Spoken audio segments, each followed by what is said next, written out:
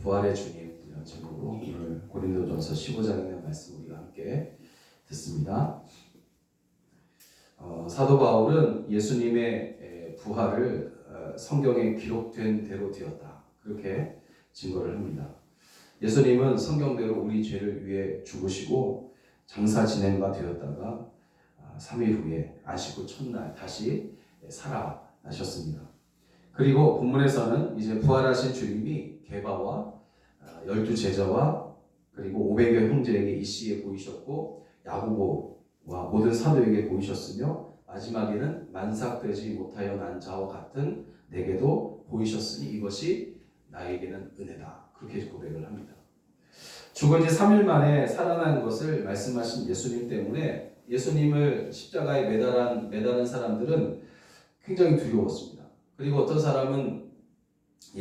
사람들은 예수의 그 추종자들이 예수의 시신을 다른 곳으로 몰래 옮겨놓고는 부활했다 그렇게 소문을 내기라도 한다면 자신들의 입장이 아주 곤란해질 것이라는 그런 생각을 했을 것이 분명합니다.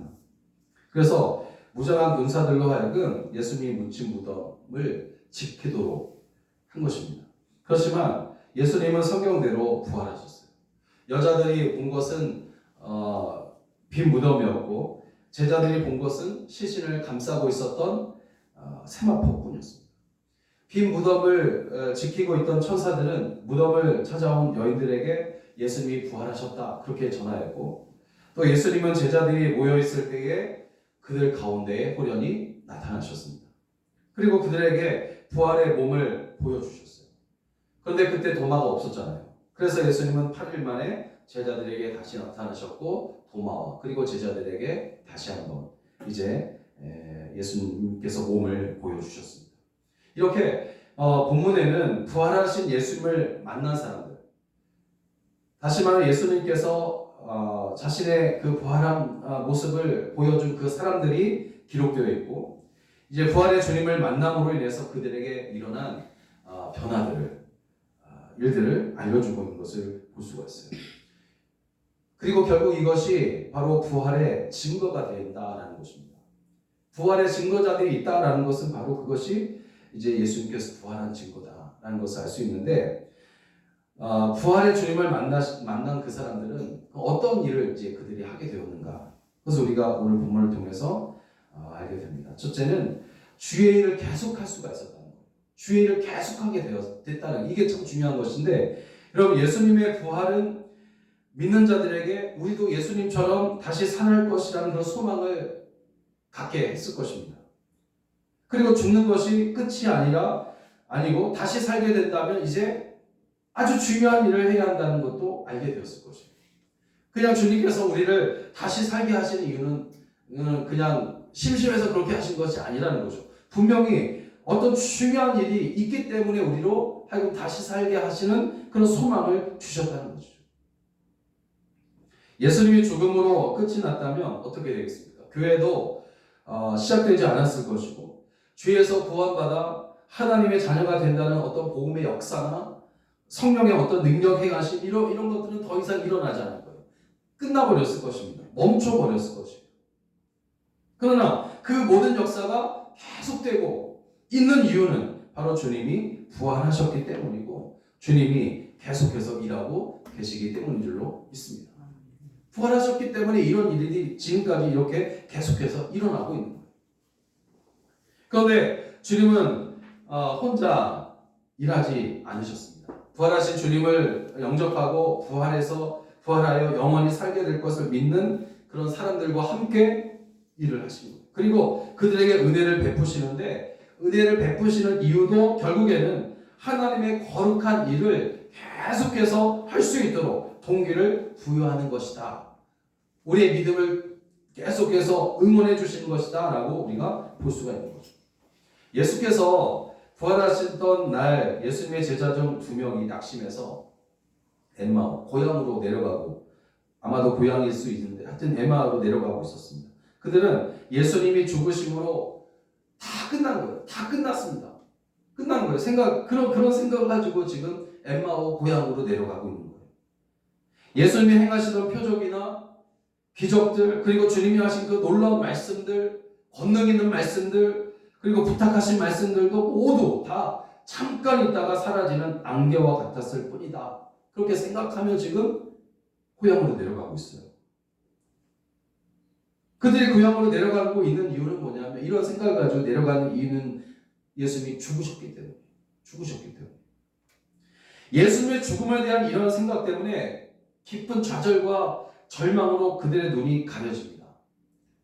그래서 부활하신 예수님이 그들과 함께 한참을 동행하시고 또 함께 앉아 계셨음에도 불구하고 그들은 예수님이신 줄을 모르는 거예요. 알아차리지 못해요. 그런데 부활하신 예수님이 떡을 떼서 축사하시고 두 제자에게 주시니까 그들의 영의 눈이 열리면서 깨닫게 되어지고 예수님이라는 것을 알게 되는 거죠.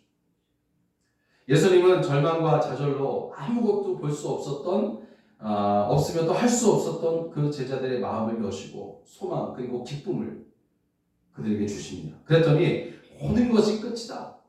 완전히 끝났다. 우리 그냥 우리의 생활로 돌아가자. 이렇게 이제 생각했던 이 제자들이 주님께서 명하시면 이제는 무엇이든지 할 수 있는 사람들이 되었다는 거죠. 그들은 즉시 발길을 돌려서 다른 제자들이 머물고 있는 예루살렘으로 달려갔습니다. 그리고 제자들에게 부활하신 주님을 전했을 뿐만 아니라 기록에는 남아있지 않지만 아마도 그들도 역시 순교하는 그날까지 계속해서 예수님을 전하는 사람들이 되었을 것이 분명합니다. 고린도전서 15장 19절 20절을 보면 만일 그리스도 안에서 우리가 바라는 것이 다만 이 세상의 삶뿐이면 모든 사람 가운데 우리가 더욱 불쌍한 자니라.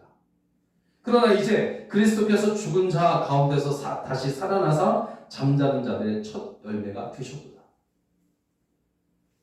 죽음으로 끝나는 삶 가운데 있는 사람들은 불쌍한 사람이겠지만, 가장 불쌍한 사람이겠지만 부활하신 예수님과 함께 영원히 사는 사람은 가장 행복한 사람이 될 수 있다는 거죠. 엠마오로 내려가던 두 제자는 불쌍한 사람들이에요. 예수님이 죽으셨다는 생각 가운데 절망 가운데 있었던 불행한 사람들이에요. 예수님의 죽음을 보았던 두 제자의 발걸음은 엄청난 무거웠을 것이죠. 천근만근이었을 것입니다. 그러나 그 절망의 길에서 부활하신 예수님을 만났을 때에 그들의 발걸음은 솜털처럼 가벼웠을 것이죠. 기뻐서.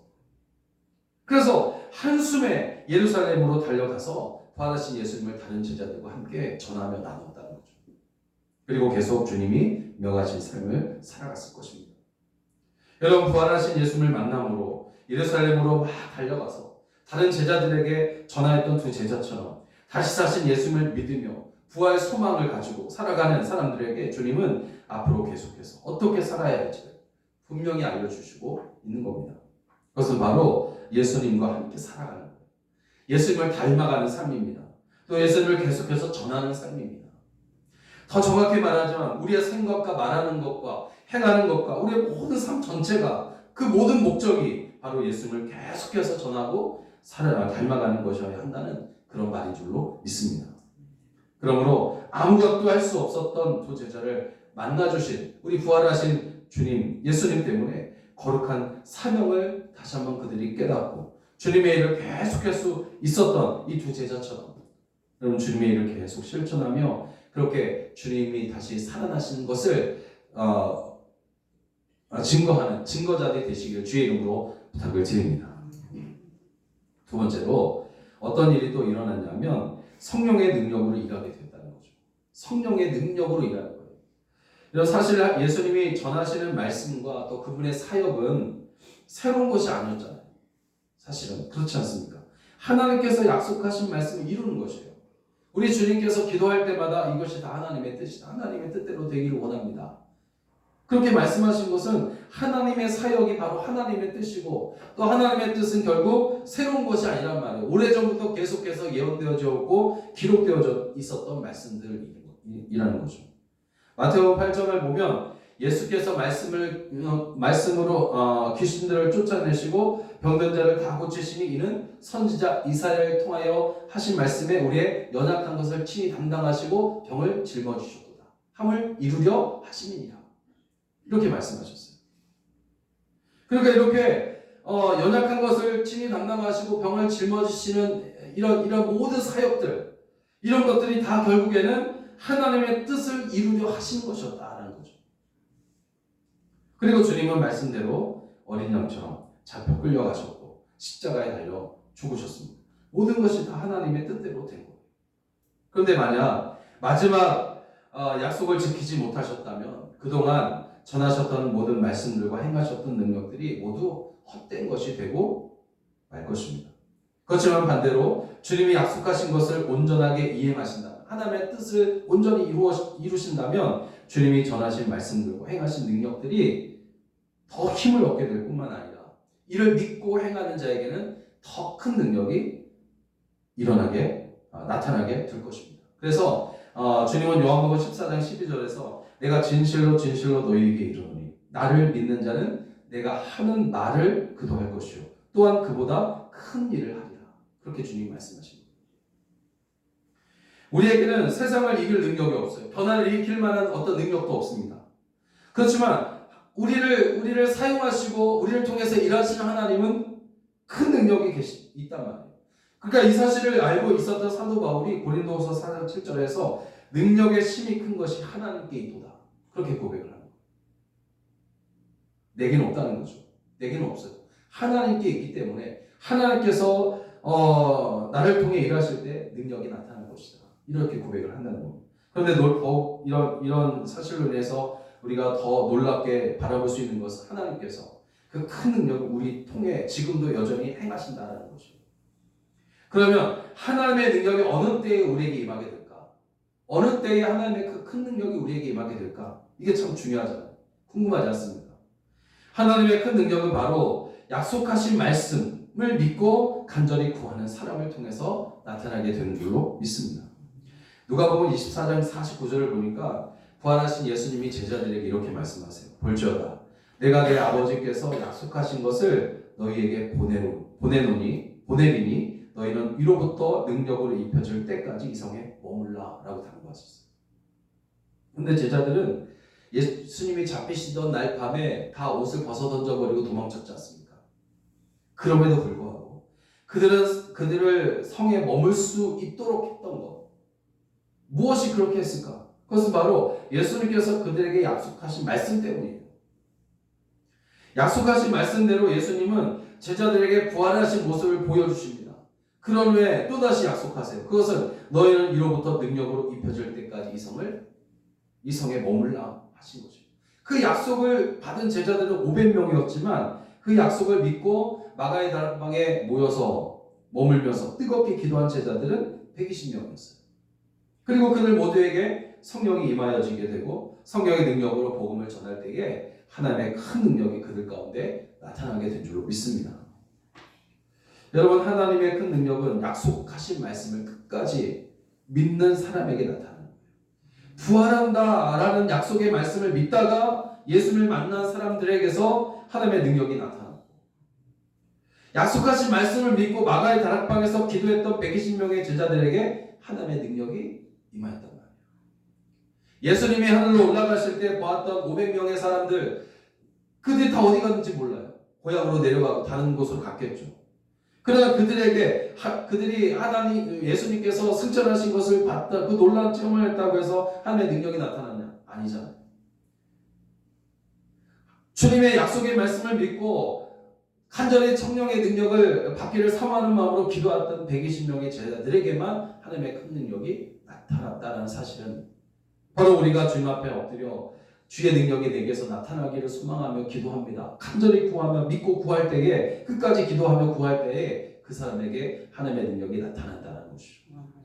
시편 84편 5절을 보니까 주께 힘을 얻고 그 마음에 시온의 대로가 있는 자는 복이 있도다. 복이 있나이다. 그렇게 노래를 하는데, 시온의 대로가 있다라는 것은 무슨 말입니까? 그를 막을 자가 없다는 것이죠. 그를 막을 자가 없어요. 막을 자가 없다는 것은 하나님의 능력이 그를 통해서 나타나고 있다는 것을 말합니다. 그러니까 시온의 대로라고 해서 어떤 형통하게 되어진다, 어떤 물질적으로 어떤 형통한 어떤 그런 복이 임할 것, 이런 것이 아니라 하나님의 능력이 우리를 통해서 온전히 나타나게 되는 것, 제한 없이 나타나는 것, 이것이 바로 시온의 대로가 열려진다, 그런 뜻이지 아니겠습니까? 그러므로 부활할 것이라는 약속을 지키신 예수님, 또 성령으로 임할 것이라는 약속 지키신 주님을 우리가 온전히 믿어서 하나님의 능력이 나타나는 그런 통로가 되시기를 주의 이름으로 간절히 축원합니다. 또 마지막으로 교회가 시작되어지고 부흥이 되었다는 거예요. 성령을 보내겠다는 약속의 그 예수님의 약속의 그 말씀을 믿고 마가에 모여서 기도했던 120명의 제자들에게 약속대로 성령이 불의 혀같이 내려오면서 이제 강한 바람같이 그들에게 임하잖아요. 그랬더니 110명 모두가 각자 다른 나라의 말로 시작하잖아요. 방언이라고 얘기하지만 다른 나라의 말로 이제 하기 시작하는 거 아닙니까? 큰 권능으로 기사와 표적이 또 일어나기 시작하는 거예요. 그들을 통해서. 성령의 충만함을 받은 베드로는 나가서 사람들에게 복음을 전했어요. 그랬더니 많은 사람들이 어찌할까 하면서 죄를 회개하면서 주님 앞에 엎드리지 않습니까? 또 믿게 되고 3,000명, 5,000명씩 주께로 돌아오는 그런 구원의 역사들이 시작된 거예요. 여러분, 우리는 성경을 보면서 3,000명, 5,000명 어떻게 회개하고 돌아올 수 있을까? 여기에 막 감동하고 대단하다 그러는데 여러분, 사실 그것도 중요하긴 하겠지만 그것으로 끝나서는 안 된다는 거예요. 3,000명, 5,000명이 끝나는 것이 아니라 구원의 놀라운 역사들은 그때부터 시작되어졌다는 것을 우리가 알아야 됩니다. 그런 큰 역사를 이룬 복음의 내용은 뛰어난 말솜씨나 또 탁월한 지도력을 가졌거나 혹은 다양한 어떤 이벤트 때문이 아니었잖아요. 오직 예수님의 죽음과 부활에 대한 것이었어요. 사도행전 2장 36절을 보니까 그런즉 이스라엘 온 집이 정령 알지니 너희가 십자가에 못 박은 이 예수를 하나님이 주와 그리스도가 되게 하셨느니라 선포했어요. 예수 그리스도의 부활은 제자들에게 어떤 확신을 주었고 또 죽음도 넘어설 수 있게 했다는 거죠. 그리고 성령이 임할 때에 그 모든 사실을 원수들뿐만 아니라 믿지 않는 모든 사람들에게 담대하게 전할 수 있게 된 줄로 믿습니다. 그들은 모든 사람들이 가장 두려워하는 죽음을 두려워하지 않게 되었어요. 그것을 극복하고 나니까 두려울 게 없는 거예요. 죽음을 정복한 사람이 되었습니다. 죽음을 이기고 다시 사신 예수님을 그들이 만났기 때문에 그런 자신감이 생겨진 거죠. 예수님이 부활의 첫 열매가 되어서 그들로 하여금 부활의 소망을 갖게 했기 때문입니다. 그러니까 그들이 순교하기까지 복음을 전하는 거예요. 부활의 증거를 한번 보여주십시오 말한다면 우리는 그렇게 말해야 돼요. 지금 예수님의 제자들이 예수님이 죽었다면 그들은 끝났을 것이다. 그것은 끝났을 것이다. 그러나 그들이 다시 일어나서 순교하기까지 복음을 전했다면 그것은 예수님이 부활한 증거가 아닌가. 부활하지 않았다면 그런 일이 벌어질 수 있겠는가 하는 거죠. 사도행전 4장 4절을 보니까 성전 미문에 앉아 구걸하던 나면서부터 걷지 못한 사람을 베드로와 요한이 예수의 이름으로 일으킵니다. 그의 나이가 한 40세 됐다고 이제 그 마지막 구절에 나오는데 하여튼 40년 동안 그 엔진뱅이로 살아가는 거예요. 그리고 그 소식을 들은 사람들이 구름대처럼 모여들자 베드로가 복음을 전하는데 그곳에 모인 사람이 5,000명쯤 됐다고 했어요. 5,000명이 예수를 믿게 되었다고 기록을 하고 있어요. 이렇게 성령 충만해서 부활하신 예수님을 담대하게 전하게 될 때에 각 사람들마다 부흥이 일어나고 또 교회 역시 예수의 생명으로 확장되어지는 줄로 믿습니다. 우리가 밖에 나가서 사람들에게 전해야 하는 복음의 핵심 내용이 무엇이겠습니까? 그것은 우리 죄를 대속하시기 위해서 십자가에 죽으신 예수님께서 부활하셨고 이것을 믿고 주님을 마음에 영접하며 구원받고 영생을 얻을 것이라는 내용이잖아요. 고린도전서 15장 17절에 보니까 그리스도께서 다시 사신 것이 없으면 너희의 믿음도 헛되고 너희가 여전히 죄의 가운데 있을 것이다. 그렇게 말씀하세요. 그런 것처럼 예수님이 부활하지 않으셨다면 우리는 여전히 죄 가운데 빠져 소망 없이 그런 삶을 살아가고 있을 겁니다. 예수님이 부활하시지 않으셨다면 인류 역사는 어둠의 역사고 그리고 절망의 역사가 되었을 거죠. 그러나 여러분 부활하심으로 인해서 인류 역사는 소망의 역사가 되어지고 생명의 역사가 된 줄로 믿습니다. 그러므로 여러분 우리는 부활하신 예수님을 부지런히 증거해야 될 것이고 그렇게 부지런히 전할 때에 교회는 날마다 믿는 자의 수로 더해 가게 될 것입니다. 이 길에 여러분 쓰임받게 되시기를 주의 이름으로 축원합니다. 사랑하는 여러분, 예수님은 죽은 지 3일 만에 부활을 하셨어요. 예수님께서 죽으신 것도 우리를 위해 죽으신 거잖아요. 그리고 다시 사신 것도 바로 우리에게 부활의 소망을 주시기 위해서 다시 사신 거예요. 그러므로 제자들이 부활하신 예수님을 만남으로 그들이 다시금 사명을 되찾고 다 끝났다고 생각했던 사람들, 고향으로 내려갔던 사람들, 이런 사람들이 다시 사명을 가질 수 있는 이유가 뭡니까? 주님이 부활하셨다는 소식을 들었기 때문이에요. 그것을 체험했기 때문이에요. 만났기 때문입니다. 사명을 다시 찾아. 또 하나님의 능력의 옷을 입었습니다. 또 그들을 통해서 교회가 확장되어지고 성도들의 신앙이 부흥되었던 것처럼 오늘 부활주의를 지내면서 부활하신 예수님을 우리가 생각하고 믿음으로 새롭게 부흥되는 여러분 되시길 주의 이름으로 간절히 축원합니다. 기도하겠습니다.